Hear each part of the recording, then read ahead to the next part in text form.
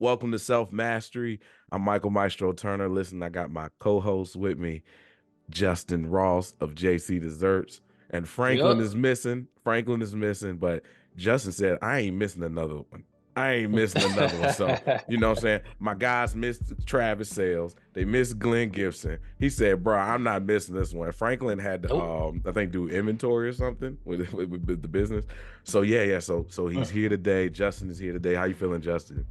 I'm feeling good. I'm happy to be here. Happy to be here on time. Hey, Ready to get into it. talk about it, bro.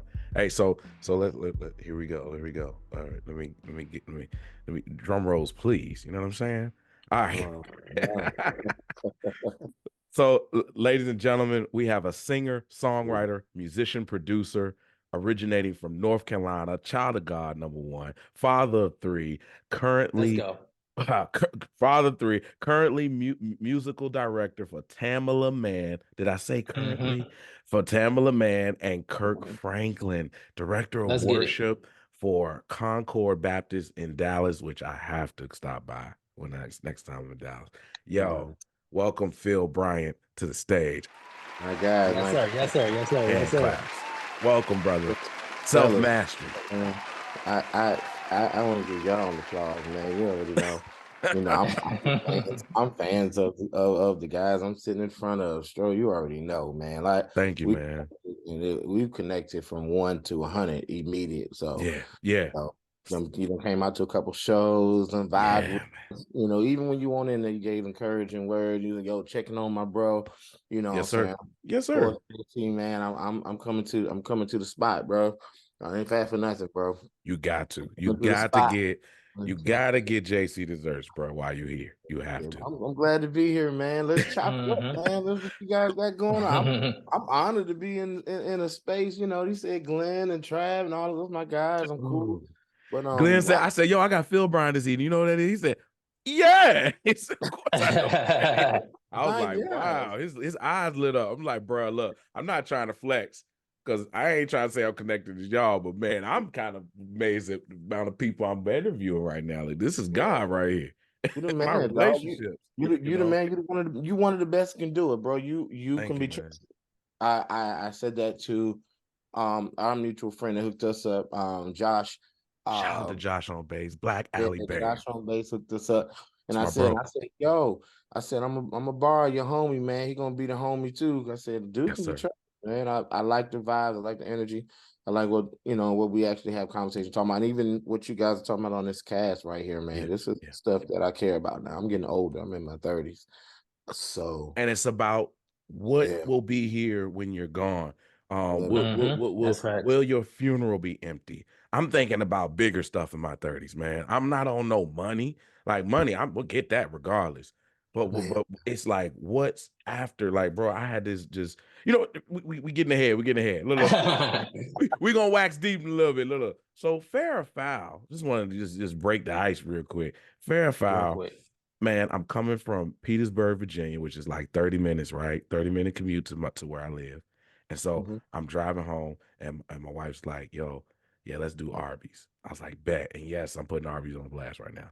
Arby's in the east end of Richmond. All right. So Uh-oh. I get to Arby's, I order my food. You know what I'm saying? I got the wrap, the pita, oh no, the Mediterranean pita joint. You know where you get Yeah, the meat with the pita bread? What's it called? Is that called a I thought it's the Is that it? Mediterranean gyro. Yeah. Yeah. So I got a gyro, and she got mozzarella sticks,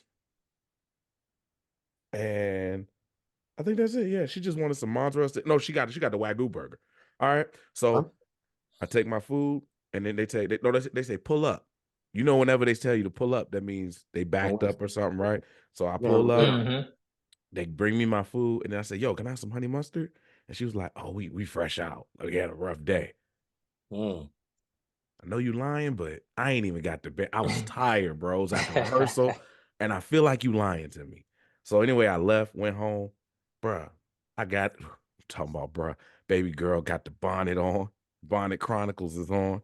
I'm painting a picture for y'all, bruh. Mhm, I'm at. mhm. She got the bonnet on. She got the slippers. I done took off my jacket. I've been my wife beater. I got You the relax. bruh. Netflix, just hit play.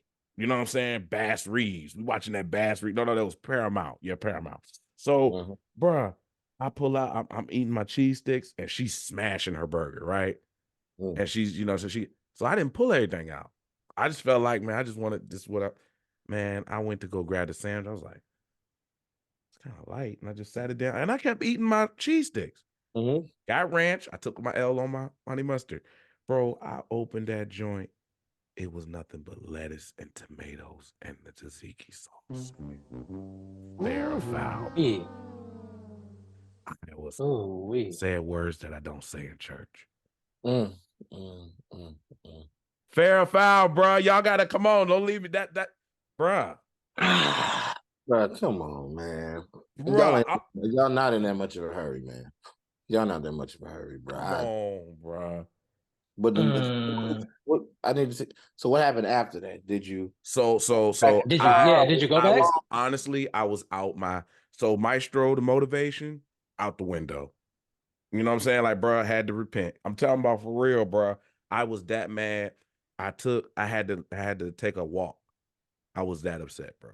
Because it's like, it's a mode for me. It's a mode for me. Like, I'm coming out of the music mode, I'm trying to come down, and I got my food, and it's a whole thing. And then she go to work. Her hours a little different. You know what I'm saying? Sometimes she worked 9 to 5, and sometimes she worked 11 to 8. So she had an 11 to 8 type day the next day. So I value our time together. That's our love language, the Netflix. People like, I don't watch TV. Yeah, I know you deep, you grind and all that. I grind too. But me and my wife, that's our love language. We watch shows together. And that also evokes thought. You know what I mean? So it evokes nice conversation. So, bro, it blew me. And she picked up the phone and immediately was like, I'm calling Arby's. And she got it all straight. We went back and they gave us extra whatever. And they made it right. But foul, bro. I give it a foul, bro. I was hurt. Now. And the manager said, I said, can we get honey mustard? The manager said, sure. The teenager ain't want to walk back in there and give me no honey mustard, bro. Oh yeah, bro. I was now. Can you say, are you surprised? I actually was. I never got service that bad in Richmond, ever. Not that bad. Not flat out laziness. Have you? I have not. Not that bad. You've gotten something that bad, bro? Yeah, it's like, yeah. It's like you can notice it sometimes, but it's like, for me, it's like I've worked all these different types of food businesses where it's like I know who's working there, I know the people that hired, and it's like on one hand, it's like I get it from that, I know who's there, but it's teenagers. But then on the other hand, it's teenagers. Yeah. So it's like, yeah. So anyway, I just had to break the ice and tell y'all that embarrassment. That's a terrible story, man. Yeah, bro, I appreciate my time of TV and my time of food, man. The hours of work and and the time that we work, when you get to go home and you got it all set, it's valuable. It's going home. It's the peace. I'm talking about it's my mouth was. I had to because I did. So the first thing I did was I went hit the table like, bro. I'm telling you, that's not me. That's old Maestro 2010. You know what I'm saying? I have been baptized since then. You know what I'm saying? And so my temper is I'm talking about my temper ain't nowhere what it used to be. I have punched a hole in the wall before at a gig. I have punched a hole in the wall. So Phil, don't judge me. That was a long. I remember those gigs, man. When the money not right, the check not right, and they got you waiting all night, and bro, you played hard, and you ready to go home. You got church in the morning, and you still at the club at 3 a.m. Yep, your little check. All that. Wow, I'm talking about I punched, and my boy Beans was like, bro, I got you. It's all good. You know what I'm saying? So shout out to Beans. Anyway. Now, it all goes back to your peace, man. It all goes back to your peace. It does. Now, I don't remember when I had this conversation, and it was like a brief conversation with my girl. And it was like there's like legit 2 times out the day where it's like your peace by yourself, and that's you eating, and the other one is you in the restroom. Whether you're taking a shower, using the bathroom. I like that. Those are your 2 pieces where it's like, or at least for me, I'm gonna say at least for me, where it's like Don't call me, don't text me, don't bother me. Like, leave me alone. Flat out. So Flat out. I didn't even think of the bathroom when do that. The bathroom, I mean, I Flat get out. the vulnerable space. It's a vulnerable space, man. It's yeah, when you close, as soon as you close that door, it's like boom, That's no, real. it's me. my island has appeared in the moment. My island had just popped up. I feel you. That's Yeah. real, man. So we have the amazing Phil Bryant on here. And so man, first of all, when did you fall in love with this thing of ours, man? That piano, that organ. When did you fall in love with that? And now I'll tell you mine while you're thinking, because I see you going in, you going back. Oh. I remember, bro, to me, and I have to paint this, I had to be as transparent as possible. To me, it was God, the musicians. In the church. When I was a kid, I won't pay attention to the pastor at all. Bruh, the whole service, I'm looking at these guys. Like, what in the world? It was like, woo. It was like, man, it was like crack. It was like I was hooked ever since. And so I fell in love with it at 8 years old. I started playing drums.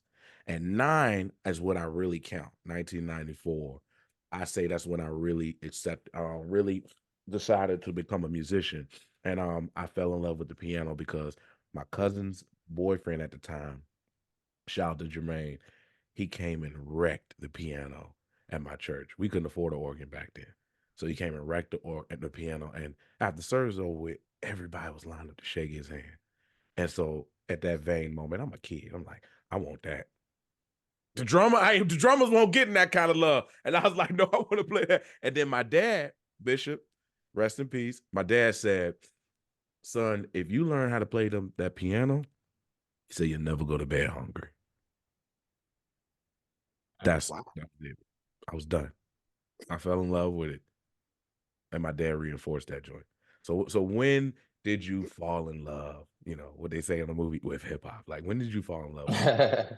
Man, let me think. The earliest memory I have is my mom. My mom was a pastor. You know, still in ministry, but not pastoring now. She's retired from pastoring. Mom and dad both in ministry, working and working. Their presiding bishop says, look, I want y'all, we were at I grew up at a very big, very musical church at that space. Okay. Mom, presiding bishop said, hey, I want y'all to take over this church. I want y'all family to move, so and so and so. So I'm like, dope, that's going to be crazy. So you go from a 1,000, 1,500 seater at the time, and at that age, I'm 6 or 7. So yeah, once your mom took over the church, she got up there and all of that stuff. So all of a sudden they say, yeah, and the church is in South Carolina. We're like, okay, that's not bad. Okay. And the church was a church. So it was a storefront, but it was a storefront that had church in a store that wasn't a church storefront. It was like a shoe store that they put a keyboard in. That's where I'm from, bro. I'm from that. In the world. Yeah, no, it's that's Richmond. Bruh, It's a lot of that. Yeah. we come from a fully, I'm talking about choirs, church. So this was And a I'm shock thinking, for you. It's a culture shock. Culture shock all the way. So I'm looking like, you know, we get in there, you know, so mom says, look, I'm going to rent out the place next door. I'm going to move the church. So now it's a blank space. She got to put the chairs in. We got this. So my mom buys a keyboard. No, we find out there's no musicians, there's no drummers, there's no bass. Now I'm loving the music. I'm in the music. I'm in the Sunshine Band, all that stuff like that in my church. Loving it, you know, having a good time. I'm, you know, chilling. I'm just singing in choir, like any other kid that's in. My He can mom sing too. Side note, this brother can sing. I had no idea. Yeah, we're gonna come back to that too. Yeah, Keep going. So mom's, you know, by the organ. So she's having her first service comes. The bishop decides he's not gonna be able to make it, but she has her first service, is kicking. They got hers, about 10 people. I'm like, well, where's the musicians? Because in my sense, I'm thinking churches come with musicians at this point. It's automatic. We come with guys That's that a play. package deal. Yeah. So we got this, no musician, no musician. What state is this? This is in South Carolina. We lived in North Carolina at the time. That's where I was born. So the church wasn't 2 hours away from the house. Mm-hmm. Like from my doorstop to the church was about an hour and 50 minutes, 2 hours top. We're doing that 4 days a week. Yeah, it's a big adjustment, bro. It's a lot to ask. You out of school, you in the car. Yeah. You know, you get out of I'm getting out of football practice. I get out of football practice about 4:30, 4:45. Mom's ready. Everybody's in the car. We riding to South Carolina. Did that for a couple of weeks and had church. And what I called it was the lowest part of church for me because I love going to church in the sense, you know. But my mom bought this keyboard, and I used to see her when she bought this keyboard. She bought a Casio. And Stro, you know all about those. Joints, they got speakers on the top. They got. So Glenn said the Casio was his first keyboard. He said that today. Mine too. First keyboard. Christmas Day. Mom goes buys a keyboard and she goes to praying. She's praying like she get on the keyboard, she pray on the chair, and then she gets on the keyboard trying to play. Every day, I see her doing this every day for weeks. And so I'm watching. So I see the routine every weekend, every Saturday. She get up, pray. That's on the day we didn't go to church. She get up, pray, try to play on the keyboard. Nothing. She ain't playing. It's terrible. It's loud. It's getting on everybody's nerves every Sunday. You know, I'm like, so mine got the chops. 6 a.m. prayer all around the That's house. interesting. Praying for all of us, throwing the oil on you. Yeah. Up greasy. You know what I'm saying? You know, then she gets to this living room, and in the living room, she goes lay on the chair. Lay on the chair, and she asking God, and then she get up. You hear the piano. Yeah. Loud. It's terrible. Nothing's happening. So one Saturday, maybe 3 or 4 weeks into this, my aunt says, hey, I want you to go to this yard sale with me. Mom says, cool. She gets up to do her prayer stuff. She don't do the keyboard thing. Well, I'm up. I heard the prayer. I felt the oil smashed in my face. So I'm like, about to be keyboard time. So I'm already getting up. Saturday morning cartoons is the vibe while she doing the thing. She decides to go to the yard sales with my aunt. So I look at her like, well, my mom ain't playing the piano. What's going on? You all right? So I kind of go in the living room, see what's going on. The piano's on. She not doing nothing. So I go in there and I start messing around with it. Immediately, Love at first sight. I had fun. I started having fun. It was like, love. Oh, wow. This reminds me of when I was at the older church. And we just playing after that. So I picked through and played a song. I'm playing it with one finger at this time. Oh, yeah. I remember the one finger days, bro. I was learning John P. Key one finger. House, gathering in his name to worship. I remember, bro. So my mom comes back to the yard from the yard sale. I don't hear her come in. She comes in the other door, and I can tell. She was like, "Who's that on that piano?" I heard her saying words. I didn't hear what the words were. She was in the other room. I walked up to the door and said, "Ooh." So my mom hears me like the end of the song, and when I say my mom went crazy in that house, when I say she went, it's very few times I've seen my mom uncomposed. Like she went so crazy, bro. She cried for about an hour. She called all our family. If we would have had time, they would have all been on the phone. Like she called our family on the regular phone. Got the long cord joint, calling everybody, calling my uncles, calling my aunt, calling her girls from Philly and Connecticut. Like, listen to this. And I'm playing, they can't even understand. It's on the phone. What do you do? She's going crazy, dude. She's speaking in tongues, running all over the house. Yeah. I'm like, Mom, what is it? And she told me from that day she had been praying on the piano. She had been praying for 4 weeks. She was like, God, I just want you to wake up the gift in one of my children. We didn't know what she was praying, but that's all she's praying the whole time. So in that space, I started my journey started that day. Yeah. And I started because I liked it, but I loved my mom. And you saw how music affects people immediately. Exactly. You were hooked. And when you get to a space where your mom or somebody needs you, and it's something like, I'm like, I got That's you. Beautiful. So yeah. A rap from there. I'm like, I got to learn these chords. I got to play at the church. I went from playing one finger chords at the church playing 2-finger chords at the church. Now I'm playing for the church. Then she buys a drum set. She does the same pattern. My little brother gets up. Next thing you know, he's drumming. Now he's a drummer. He's playing for right now. My brother plays for all kind of R&B artists, all the kind of stuff like that. He's shout him out, man. Yeah. D. Bryant, one of Yeah. the All right. Yeah, he's I playing heard on of the him. road. He's over in China playing for like all kind of stuff. He's doing crazy. Hey, I'm getting them on next. You gonna help me get them on? You know what I'm saying? I got you. Yeah. My little sister, same thing with her. She starts singing. So we went from my mom doing this to she equipped the whole family Yeah. to be the team, to be the crew, the Marvels, so to speak. Like the X-Men. Yeah. So we took it, man, and we saw how much pressure it took off her because she wanted to be where she didn't want the assignment, but she accepted the assignment. So we said, hey, we're gonna support mom, and through that, music kind of loved me in a space when I didn't really love it. Wow. Her music loved me. Nice.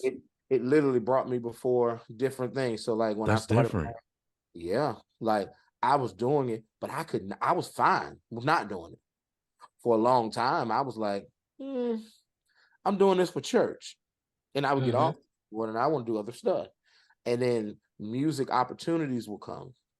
And I would be like, whatever, a Catholic church would call and say, hey, man, our musician just died.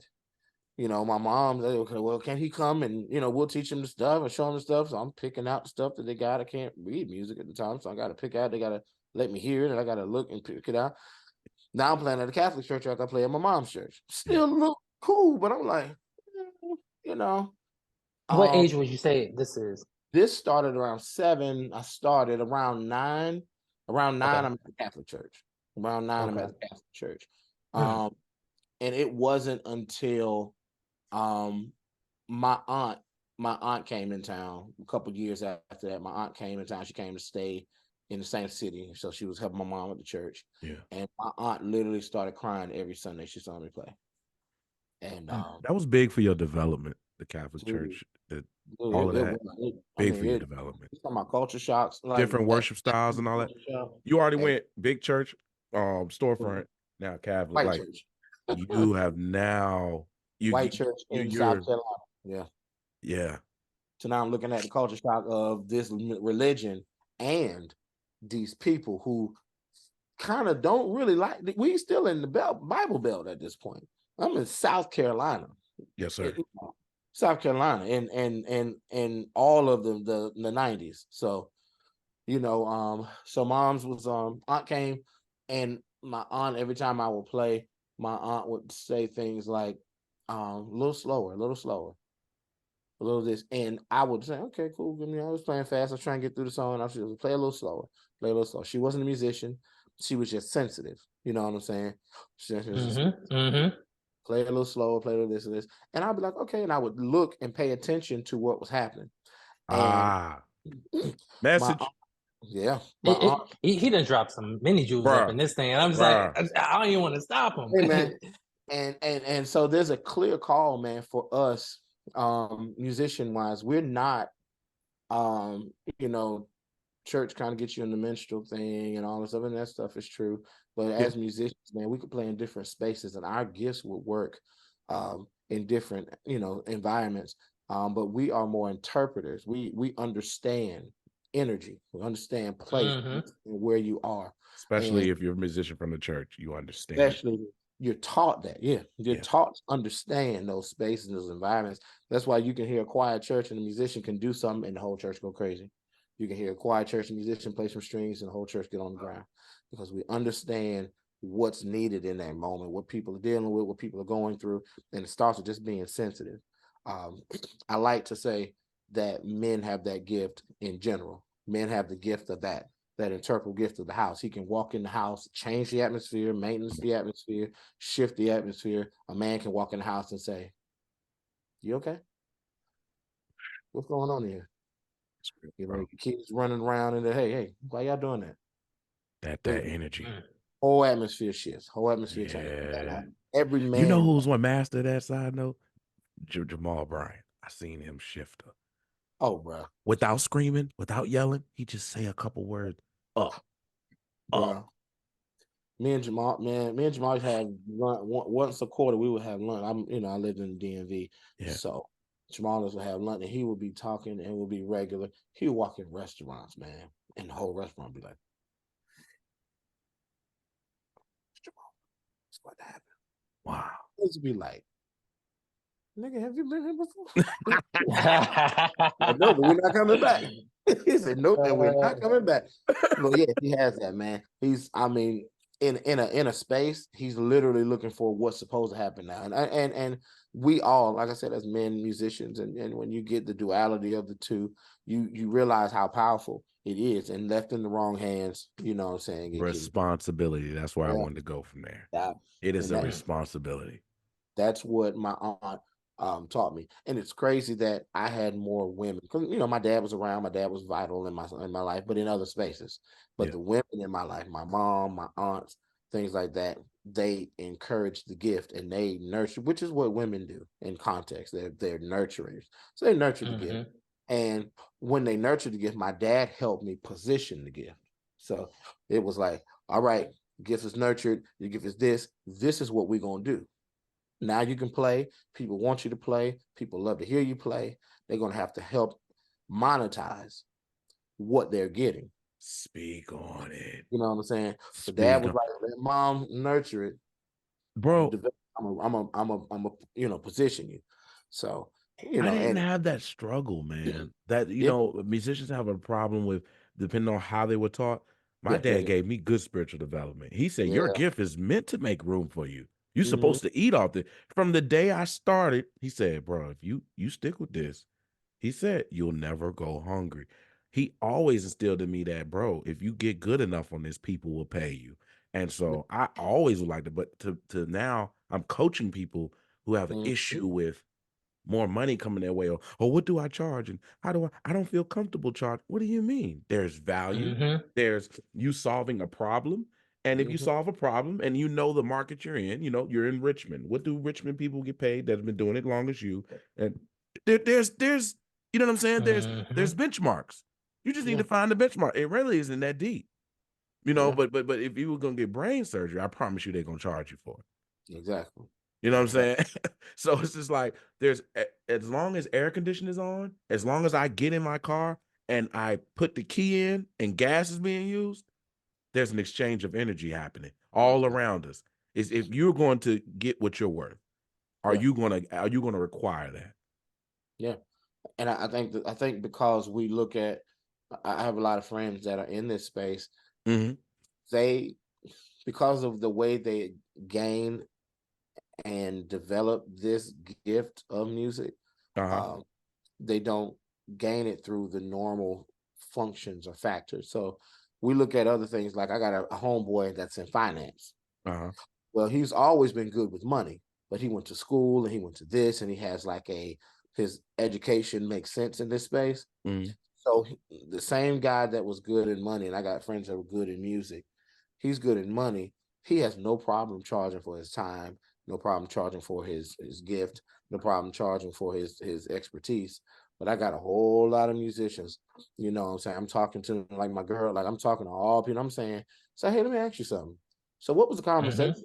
And it'd be like, well, so, and it's really nonchalant, and if it starts with well, yep. Well, if that's the truth, that well ran dry for me a long time ago. No welling. No, dog, that well runs dry for the kid, bro. I can't do the well. Like, this is what it works. It works. We are put on this earth to do a few things. You cannot be in a space where this is somewhere that you're heavily gifted in and allow it to be taken advantage of. Come on, bro. Ain't being that space. You got to invest because people aren't out here trying to just. If enough of us took it seriously, we'll never have to worry about it again. It's just the majority of us have to be on the boat of saying, hey, this is actually a real thing. When I was growing up in North and South Carolina at the time, it wasn't a real situation. Like I started my musical journey started at around 16. So back to that story, around 16, Aaron Hall, my homeboy's playing for Aaron Hall. He breaks his arm. He's like, yo, Phil, I know you're still in school. We got these shows, so. I'm 16. I'm like, my mom said, you can go, whatever, you can do it. She was always there. My dad was like, yeah, you're gonna miss church. I don't know about this. And my mom was like, he can do it. He needs the experience. And she already knew this is going to be what he does for the rest of his life. He needs to learn while he's under our roof, learn what music can do. So it propels you. That's in good. You need to go. Because for me, I thought I was gonna be a football player. I was like, I'm going to play football. I went on tour with Aaron Hall, and I was like, I'm gonna do this for the rest of my life. I ain't got to run. I ain't got to run no way. Yeah, I don't want to get CTE. I don't want my legs, bro. I'm the millions. I'm gonna miss those. I'm in a different way, doc. I want to be alive. You know. Now aside from Aaron and them getting getting drunk every night and doing all of this stuff, I didn't even see that. They didn't even allow me to see that. I was safe, in a sense. I was safe wherever we went to the hotels. I was safe. A lot of people think because you're doing a R&B gig or whatever that you're hanging out at parties and there's whatever going, bro. That's not necessarily the case. You can be in the world, not be of it. Man, you don't have to drink because everybody else drinking. The truth is because they are. They're living. They try to project their fears on you. Yeah, your issue on I was playing in clubs, man, when I was 15 years old. Wasn't even supposed to be in the club. My homeboys was like, nigga, you look old. I mean, you're gonna run it with us tonight. You're gonna run. My best friend is 10 years older than me. Yeah. So 12 years older than me. He's almost 50. So he's running. He's that guy. He was like, nah, nigga, I'm sneak you in tonight. After you get out of rehearsal, come to the club. I'm like, cool. That's first place I actually got real money outside of the Catholic Church. Yeah. So all the church now this time between 15 and 10, I went with Aaron and them at 16. So at 15, I started the club stuff. But from 10, I stopped playing at the Catholic Church. About a year later, they had found who they needed. So from 10 to 15, I was making pennies, if I was making anything at all. Just doing church. My mom's church, I'm not charging her and nothing like that. So it's just mom's church. It's stuff in schools, but none of that had any monetary value for me. Then I go to the club, and I ain't playing shout music all night. I ain't playing this. They know what we singing. They know what we playing. We having a good time. Doom. And we out the door. They gave me $250, and I'm looking like glory. That's all you needed. Yeah. Oh, this is real. Ain't no 20-minute shouts, bro. This is real. I did 2 sets, $250, and I'm chilling.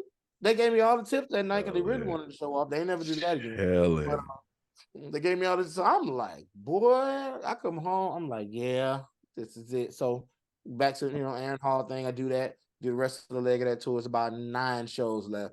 I said, this is what I want to do. Oh, so you're touring. I'm this one. You're getting your feet wet for real. Yeah. I'm as a young child. Out of school on the way, bro. 37 right now. Me, 37. Yep. No. How old were you when this happened? At this point, I was 16. Oh, you were bred. 16, you were being groomed for it, man. In a crazy space. So after the tour was over, I'm like, well, what's next? On one of the shows, we were playing around and sound checking. I'm playing my keyboard, and they was like, Phil, sing on the mic. You know like this. So I'm singing on the mic, playing on the keyboard, singing on the mic, having fun. We playing this little quartet song from North Carolina. So we bang quartet. That's what we do. Yeah. So we playing around, having a good time. And them grooves be locking too. North Carolina quartet is different. Hey man, it's a different thing, bro. Woo, that be locking. It'll change your life. But, Mike and Nate Clemens, Mike and Nate Clemens had the show Aaron was doing. On that show, Drew Hill was on. Uh-oh. Mike and Nate Clemens played for Drew Hill. Yes, sir. Mike played drums, Nate played bass. Mike went on to play for Usher and all the other kind of people. So they saw me at soundcheck. Mm-hmm. They were like, "This kid is crazy." They were like, "Do you produce? Do you this?" I'm lying at the point. I ain't had no program. Sure. I was like, "Yep, I do everything." I do everything. He was like, "Man, you got to come to the studio." He said, "Because Nate just moved to Durham." And I'm like, "Oh shoot!" They was both from Jersey. He just moved to Durham, and Durham was about an hour away from our house at the time. I was like, man, I can come whenever. Just let me know, man. He didn't know I was still in school, but I was graduating the following year, so it wasn't no issue. So Pause. he I called. gotta stop you, Phil. I gotta stop Uh-huh. you. Because you just dropped a jewel that I gotta expand on as far as self-mastery goes. Yes, sir. Yes, sir. All right, because people that ain't musicians gonna clock out. Now I want to clock out. So we are in a world now where people are okay with saying that they can't do something. Mhm. I'm talking about, bro, people take pride in having no more honey mustard. See, I'm still sour about that artist. you know, you know, they proud to say, I don't know how to play an A. They proud to say it. And it's like, at some point, I was taught that you say you can do it, even if as long as it's related to your craft in some way, you say you can do it and then go home and figure it out before they ask you to do it. But don't say you can't do it. Don't say you. This is Phil Bryant. If Phil can't do it, then they gonna find and get him to do it. Somebody's gonna do it. Somebody's gonna do it. Even if I do it terribly, at least I had the opportunity to go in and try it. And you say, "Yo, I do it." And I love that. I say, man, I do it. I went home. Now by then I had upgraded. I had a little Triton. Remember they had the Triton. The first Triton came out. Swiss Beats made Rough Riders on the track. That Triton. Yeah. Mom bought me a Triton for the church. So I never used the sequencer on the joint, but I told him I know how. I sat up that whole night, and then you figured it out. Yep, figured it out. I was tracking like a pro. What I thought a pro this time. And I would say it's situational too. Know when to use that card. If you got time, use it. Now, if they're asking you to play an A and it's right on the spot, hey, I don't know. If you show me real quick, I can run that for you real quick. Exactly. Like you got to know when to play within reason, of course. Yeah, within reason. Some people need to hear that because some people look at they're just kind of like opposites in these spaces. They look at where they're supposed to be, and then they look at where they are, and they look at how far am I, and that's how they answer normally. Versus I'm supposed to be here. This ain't nothing but this is telling me get there faster. You're behind. Somebody come in your room and come in your space and say, hey, don't you do this? And you already know it's within you to do, but you've been procrastinating. Sometimes that's the push to say, I need to get back on my grind because I've been grinding, but that's my story with Ableton. People kept saying, you don't use Ableton? Well, let me go learn it then. And then I realized it's an amazing tool to have. Yeah, it's and I saw Glenn using it. I was like, ooh, I'm gonna think I'm about to try it out. Bro, I did that, man. I got with the Clemens brothers. I showed him, so he wanted to meet in a couple of weeks. But a couple of weeks, bro, I was tracked up. I had about 20 songs just chilling on disc. Yeah. And he told me to come to the studio. I said, cool. I brought my keyboard. I got my disc. Now I didn't know that they was tracking on other stuff. They was using PCs. They was using. I didn't know none of this stuff, but I had when I brought in, played my tracks, and so my tracks were a little dusty. They were a little corny, but they were corny because I only, it was a couple weeks in. I wasn't editing and all this other kind of stuff. I was just, I'm gonna start the track. I'm gonna play a little bass line. I'm gonna play this. Is that what sailed for me was they loved my originality. And then they loved when I would play a song, I would sing the song too. So I would sing what I kind of wrote, what I had to the song, or what kind of song it would be. And that's when they was like, "Oh, okay, so you a singer, songwriter, producer." And I was like, "I am." He was like, "Yeah." And he said, "I'm gonna lock in with you this whole summer." What you just said? Nate Clemens came in the room, said, "I'm gonna lock in with you this whole summer. We're gonna be good." When I say he locked in, he bought me a computer. Told me to take it home. It was he invested. Now I'm back to where my mom was. And that's why I was saying music loved me way before I loved it. Wow. Imagine if he said no. No, I don't know how to produce. Whole life might have been different. Whole life might have been different. It would have been different. Because it's about the relationship. It's not about the gift alone. First of all, he probably could tell you went ham and learned it, and he probably could tell all that. He could tell you ain't been on it for years. You know what I'm saying? You just learned, but the fact that you did it, and he was impressed with your drive, your ambition, like it's these things, relationships, man. You built the whole, My career started, like I said, my career started. God has had me, music has had me way before I had it. And it literally was work. It was my steps being ordered, not me walking through nothing. I was like, oh yeah, I can do that. And that yeah, I could do that. Got me in a room with guys who had just signed a publishing deal with Disney for like $3.5 million. So they needed me because they wanted producers under them that was going to work on the projects that they were doing. Mm-hmm. I had no idea what that was. I'd never been in a studio, but that was my first studio experience other than, when you at home and the guy said, oh, I got a studio, and it's this quartet dude. He got 4 mics set up and a piano and an ADAT machine. I ain't never been to a studio that's got more than one room, So I'm looking in it like, okay, cool. Well, let's see what it is. And I'm walking in, ready to receive whatever. And I played my tracks. He was like, dude, I love the ideas. We got to get you right. I'm going to work with you this summer because we got a lot going on. I want you to sign with us. I said, okay. He never gave me paperwork that day. He said, I'm going to work with you first. If you like the work, if you like what we're doing, I'm going to sign you to Clemens Brothers Entertainment. You're going to be one of our in-house producers. It reminds me of No ID and Kanye. It just kind of reminiscent. Facts, bro. Facts. So I said, cool. When I left out, I had a computer. I had a computer, I had some programs. So he was like, I want you to go home, fool around with these programs. Tell me what you think about them. If you don't like these, I got another one I could probably get. He gave me a program called Cubase. And he gave me a program called Reason. Man. Yeah, Reason. And I didn't work on Cubase, but I worked on Reason. I used to love Reason, bro. That was crazy. Bro, he gave me those on the computer. I didn't know how to do it. I came back 2 weeks later because they was out. When our tour was over, they were still out. I came back 2 weeks later. I knew how to use them. I knew how to do whatever. I was hyped. They had internal samples, internal sound. Yeah. So he was like, let's go. So he was off the whole summer. I'm talking about every day. We was going, doing records, writing, coming up with stuff, showing me this, showing me how to do this, showing me MIDI, I didn't know none of that. I'm talking about he took me through, I'm talking about boot camp, bro. Yeah. He said, Phil, you ready? This was like a month later. He was like, you ready? You got your first session coming up. I was like, oh, okay, cool. My first session was with a group called Virtue, gospel group. So they was like, first session with Virtue. First session. Didn't know who they were because I Virtue was yo, bro. I had no idea. I listened to Quartet. So I knew who Pompey Key was. I knew who Hezekiah Walker was. I knew, they were dope. These dope. So they Virtue girls came in and they was dope and they was. My mom loved them. She loved Virtue. My mom too. My mom too, bro.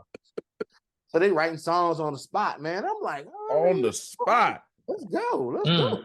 So Nate's in there. Nate was like, Phil, they needed something to help with this verse. They need something to help this. So I walk in. I'm a kid. I'm 17 at this time, going on 18.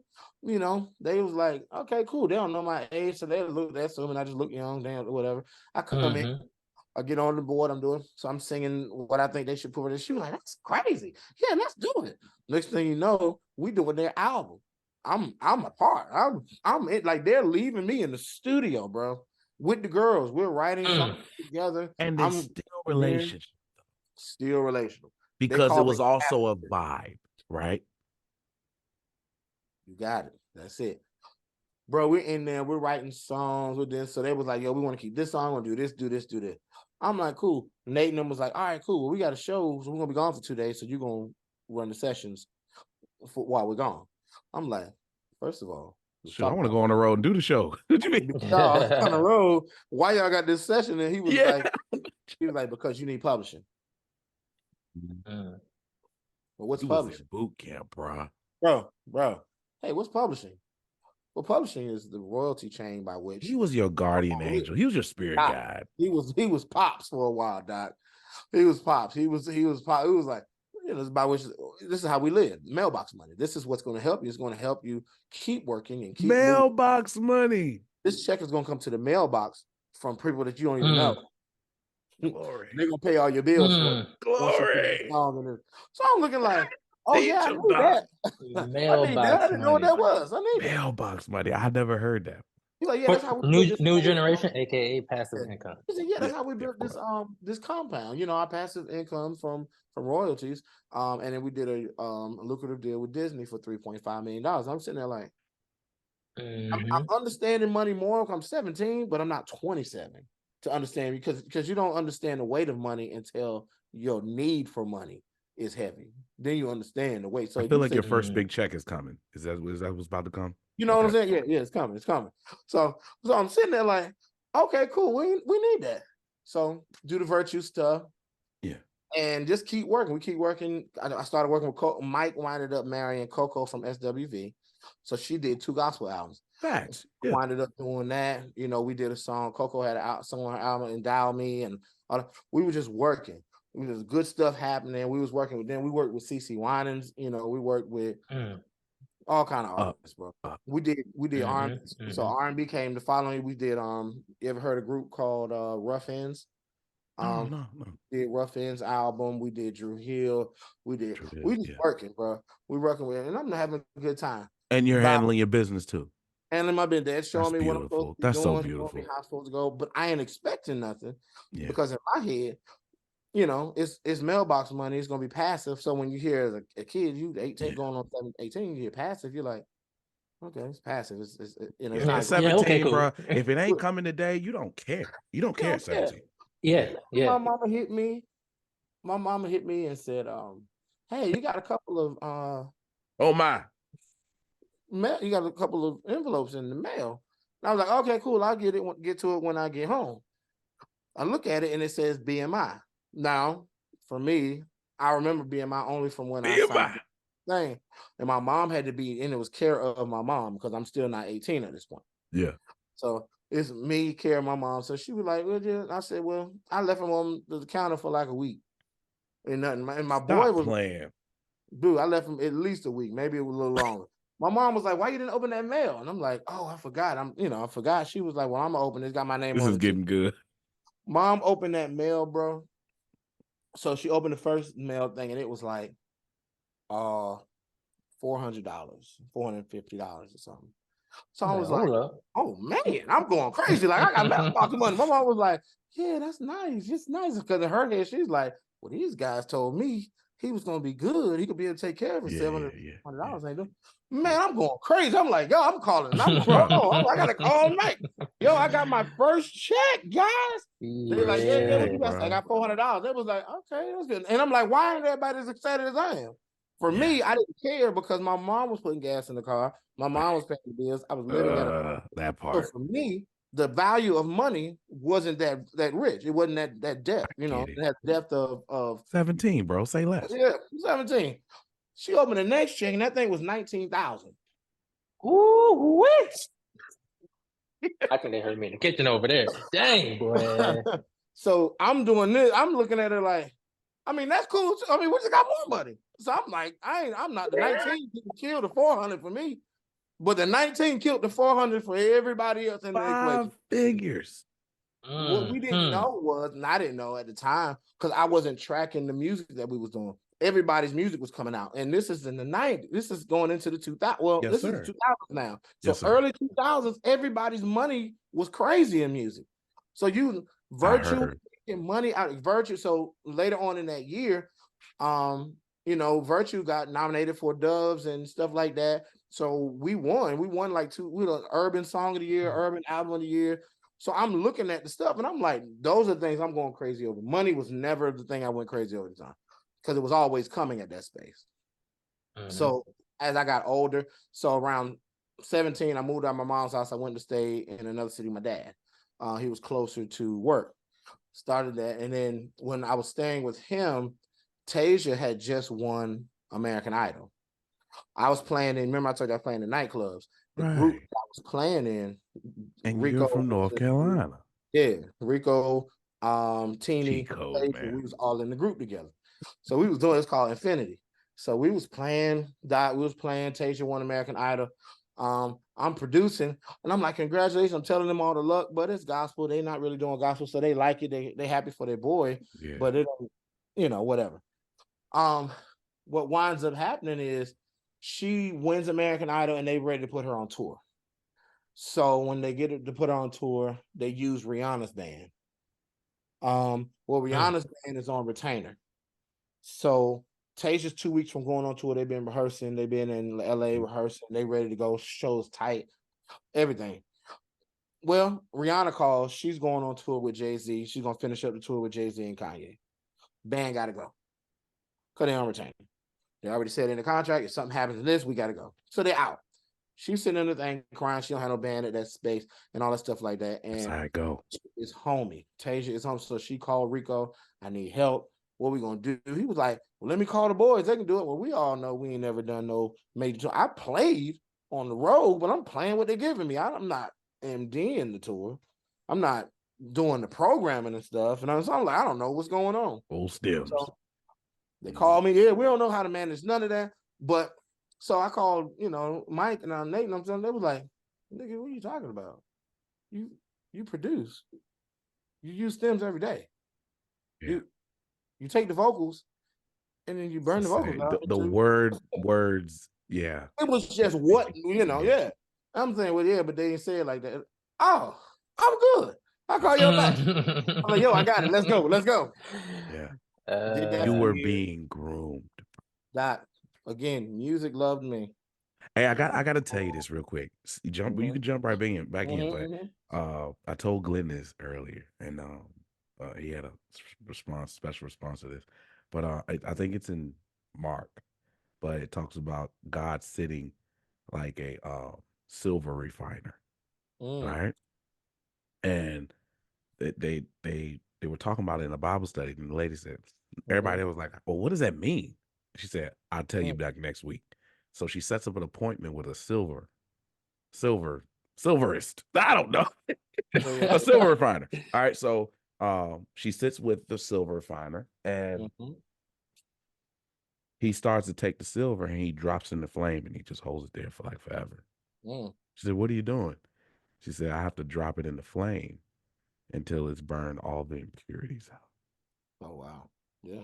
Then he says, she said, well, how do you know? He said, if I hold it too long, I mess up the silver. She said, well, how do you know it's done? When I see my image in it. Ooh. Bro, when I think about my life, when I think about what you just told me, bro, people don't understand. Don't ask for Phil's anointing because you don't know what he's had to go through to get it, and you may not be willing to go through that. From deaths in the family to, setback, sabotage. It's a whole lot of ugly too. We talking about the good right now, but there's some ugly in there too. And so it's that refiner, bro. You was being groomed. Like, you literally were being groomed. And God was just like, boom, boom, boom, boom, boom, line it up for you, bro. I'm talking. Praise God. That's facts, bro. That's facts. That's why that. You can steal that too. You might want to drop that on the mic on Sunday. I told him, man. And that's one of my mom's favorites. I think that's from like Malachi or something like that. Is it Malachi? Yeah, I think it is Malachi. Refiner and the pure silvers. And she preached about that all. But I never knew what it meant. I just know they said it, and the organ was behind it. Bro. So that's been my big thing. I've been rereading scripture and rereading and so my thing is let's not just read it, but let's make God's values my values. That's the difference. Them just saying no weapon formed against me. Okay, that's cute, but what does it mean? Exactly. You know what I'm saying? So what are you actually saying? What does it mean to have fruit of the spirit? Because it ain't fruits, it's fruit. One. Patience, love, tolerance, like self-control. All of those is one fruit that you have the Spirit of God working within you, that you are representing the kingdom of God here in the earth. Exactly. And so that's what I'm doing. I'm applying the scripture now instead of just reading and quoting it. That's powerful, bro. That's powerful. Yeah, bro. Real quick, let's get serious. How much longer are you going to do it alone? There was a time where I was doing it alone, and when you do it alone, you just think you're more smarter than you really are. You think you're more brilliant than what you really are. Everything is dope. And when you bounce ideas off of someone else, it makes a difference. When you go to somebody else and you actually strategize with no feelings, just principles, solid strategies, it's a game changer. And so I remember being a musician. I've been playing for 30 years. And so in this 30th year, I've been playing since 9 years old. I'm 38 now, and pretty much my whole life. I remember hooking up with Beans, hooking up with John, hooking up with multiple people that it was at least 5 of us just coming together and doing the same thing, same mentality, fearless, going after it, and we believed. Flat out, we believed. And so it's different when you run with other people. I didn't know that I had coaches. It was unofficial, but I had coaches. And so if you're tired of doing this alone, you've been doing this on your own, you have hit this glass ceiling, it's just glass. We're going to break through that thing. And I'll give you my strategies. Above all, we're going to help you change your mindset. We're going to help you make different decisions. Because success doesn't require you to look out of the window, it requires you to look in the mirror. It's just some different decisions you got to make, some different people you got to keep in your circle of influence. Listen to me. Above all, the mindset. So if my voice resonates with you, if our spirits are connecting for whatever reason, then don't play with it. Strategist.maestro@gmail.com. Email me. Strategist.maestro@gmail.com, and just write simply in the subject and the body of the message, coach me. And we're gonna get the process started, okay?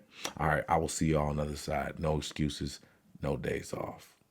And it was because it was the purest form. It was that agape, like that real love that later on I would understand and walk through. But I didn't know. The people that literally came in and boot camped me or, focused me and stuff like that, mom, friend, I didn't understand that they weren't damaged. You know what I'm saying? So they were able to share with you what they had. And in our society, we're taught you're supposed to get something, you hold it. You don't teach nobody nothing. You don't show nobody how to do nothing. You don't. If you're a musician, cool, but you be at church. When I was coming up, the nigga that was playing at the church, the old guy that was good, he didn't teach you nothing. They let you play around on the instruments every once in a while, but he ain't teaching you. He wasn't teaching you no chords. He wasn't teaching you no, do this instead of this. But he wanted to keep his money and his job, and he did this, so he did. So that's where I'm from. So it's like that. It was like that in North Carolina. Yeah, bro, they didn't. But let Glenn and Travis and Corey and them, bro, there's a brotherhood. Yeah, they're breeding musicians. Because New York was a different space. New York was a different space. Bro, why are we like this down here? No, it's crazy. And it's you hear this, Justin? Oxymoron, because I'm thinking New York are mean. Yeah. There's some of the meanest people that New York and Jersey, meanest people you ever meet.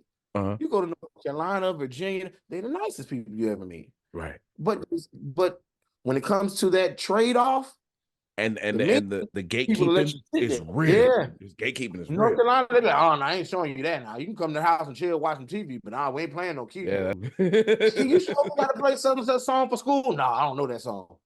Yeah. That's that. You go to New York, they got musicals all night. They got midnight musicals every day on weekend.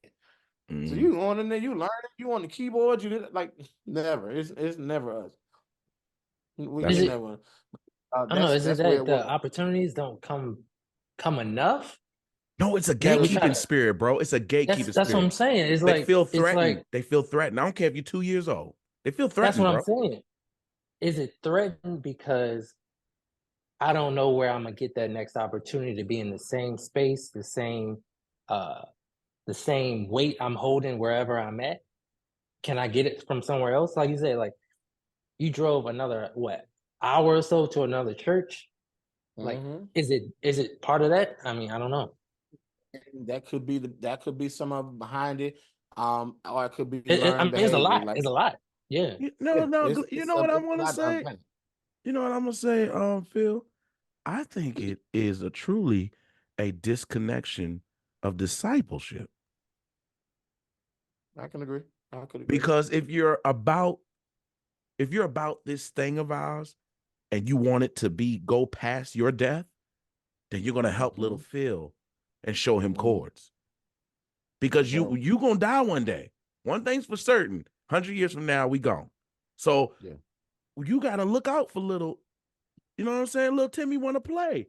Let him play. Bro, I never kick kids off the instruments after church, bro. Never. And they'll come up to me like, I'm talking about they banging on stuff and all that. And the parents be like, no. I'm like, yo, leave him alone. That was me. Facts. Facts. It's a disconnect from what we're really supposed to be doing. We're supposed to be creating more Levites, bro. Yeah. And the crazy part is you'll hear musicians from the upper part, the northern, their interpretation of music is similar. You hear, like, oh, that's that New York sound.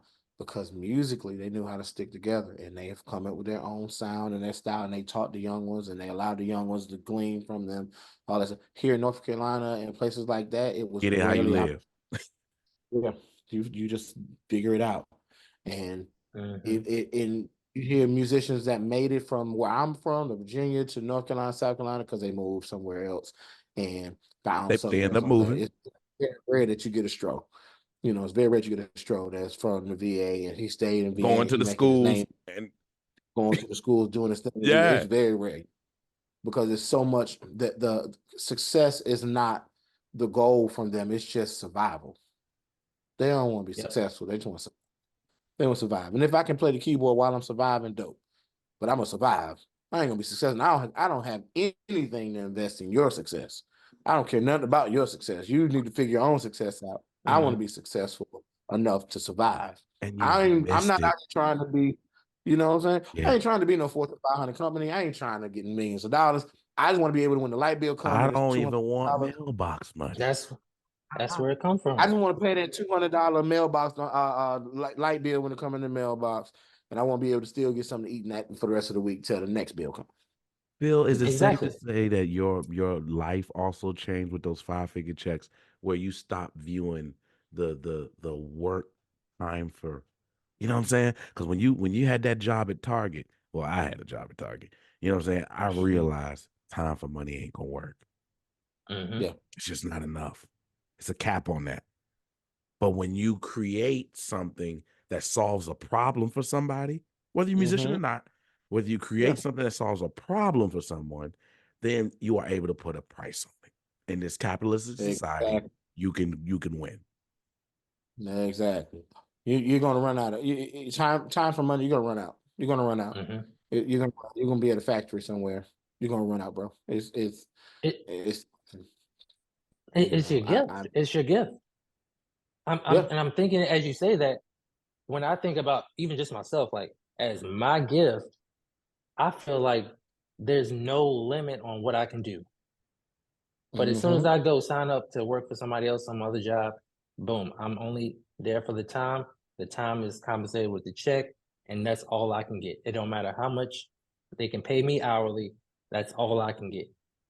But in my gift, I can I can create the same job I'm working at. Boom, that's one thing. Now I can go create something else within that same field. Let's say I'm making cronuts. Now I can open up another shop that does chocolates. Boom, I'm open up another shop that does something completely else. Whatever the case is, I'm You jumping get into them real estate. Whatever. NDAs out and duplicate yourself. Exactly. You know Whatever within just that of my gift, I've created multiple streams of whatever. But if I'm just working 9 to 5 somewhere else, that's all it is. And here's the beautiful part. I teach this, Phil. Create the drip until the drip becomes a stream. So for you to sitting here listening, you're like, well, I'm already out of this conversation. I didn't end up playing on tour at 6-17. Okay, don't X yourself out of this conversation. There's a process to this thing, and you have to understand that you can create a drip until it's a stream. Okay, so what's a drip till it's a stream? You're a barber, right? And you keep doing the barbering thing, and you want to be a motivated speaker, or you want to be a full-time musician. Guess what? You keep on barbering until the gigs are so pulling on you that you can't even barber anymore. You got to do appointments only. Then after that, you just got to stop it all together because the music. So there's a way to transition into full-time. You don't have to be super risque. No, you don't have to. Yeah. You just got to identify. You got to be able to see and be sensitive. Like I was saying, my aunt taught sensitivity. You got to be sensitive to your market, to your space. If it's connected to your gift, your sensitivity. Market. It's almost like Spider-Man, dog. When Spider-Man, he wasn't running around. His spider sense didn't go off when the stock market crashed. Spider sense went something close and was in danger. And if you understand what your gift is, you'll understand when your sense is going, your sensitivity is going. Like, oh, whoa, what's going on? I need to figure it ain't gonna be for that. So stop focusing on all the stuff that's not for. Understand where you are currently and understand the energy in your current space. Let your spider sense, let your sensitivities go off in your space, and it'll help you develop and develop and develop.